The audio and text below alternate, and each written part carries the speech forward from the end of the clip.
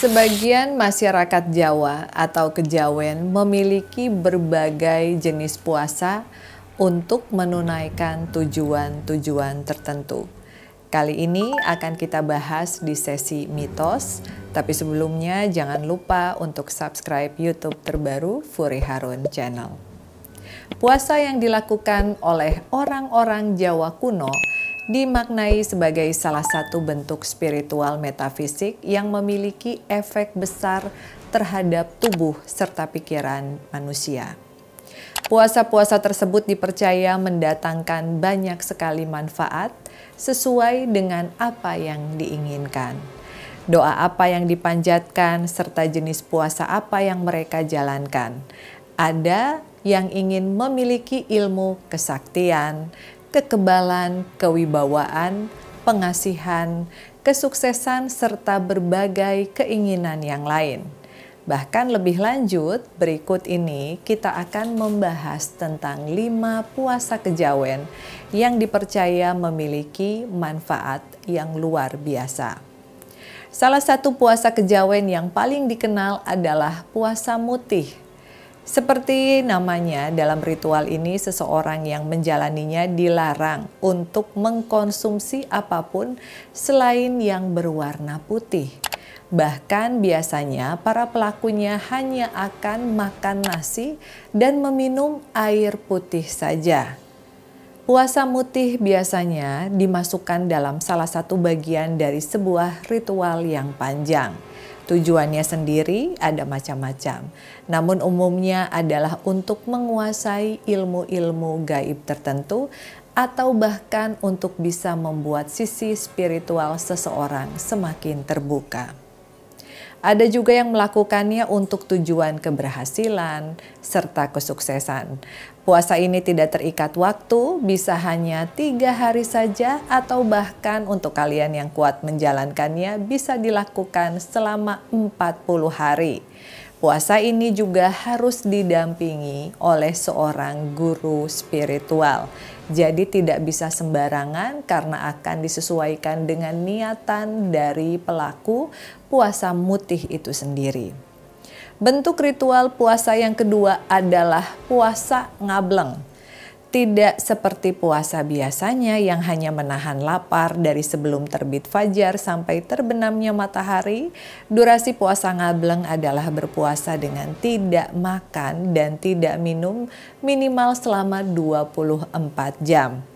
Tujuan menjalankan puasa ngableng adalah untuk menguatkan sukma dan jiwa sehingga bisa melunturkan nafsu duniawi. Biasanya puasa ngableng dilakukan dengan tapak duduk bersila atau posisi semedi. Puasa ngableng juga dapat dipercaya mengabulkan keinginan doa seseorang, termasuk untuk urusan jodoh, rejeki, bahkan kenaikan pangkat. Tidak hanya mutih dan ngableng, puasa yang dipercaya bisa mengabulkan hajat, salah satunya yang tidak kalah populer adalah puasa pati geni. Namun puasa ini dinilai sangat berat tantangannya. Dikatakan pula jika pati geni ini sangat ampuh untuk mengabulkan hajat-hajat yang luar biasa besar. Secara teknis puasa pati geni dan ngableng ini hampir sama, namun ada beberapa perbedaan yang cukup ekstrim.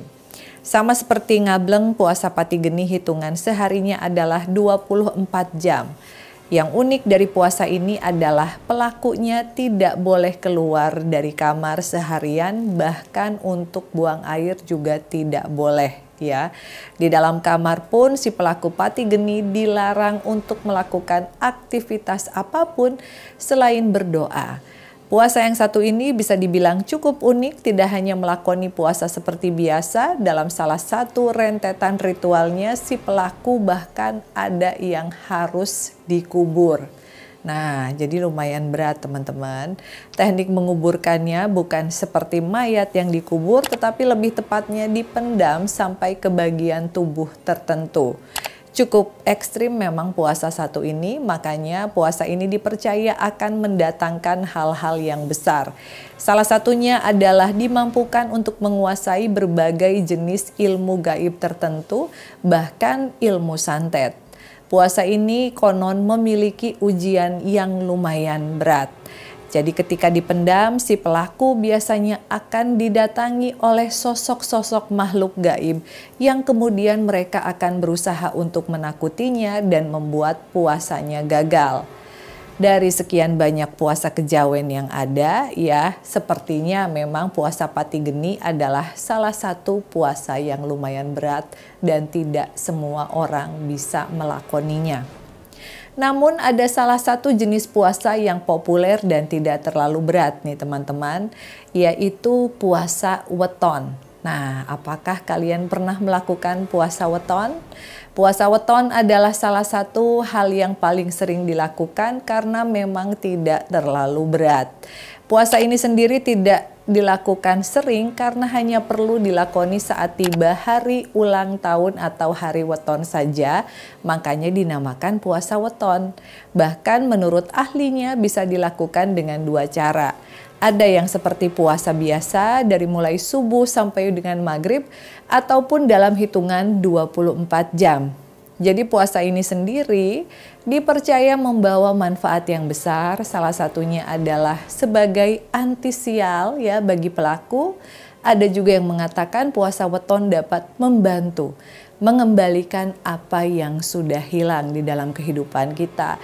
Apakah itu orang ataupun harta benda. Nah, gimana nih teman-teman? Apakah kalian berminat untuk melakukan salah satu dari beberapa puasa weton kejawen tersebut ya? Percaya atau tidak, sampai dengan hari ini masih banyak orang yang melakukannya dan mulai merasakan manfaat serta perubahan. Yang terpenting adalah tetap berdoa dan memohon hanya kepada Allah Subhanahu wa Ta'ala. Silahkan share pengalaman kalian di kolom komentar. See you on the next episode. Bye-bye.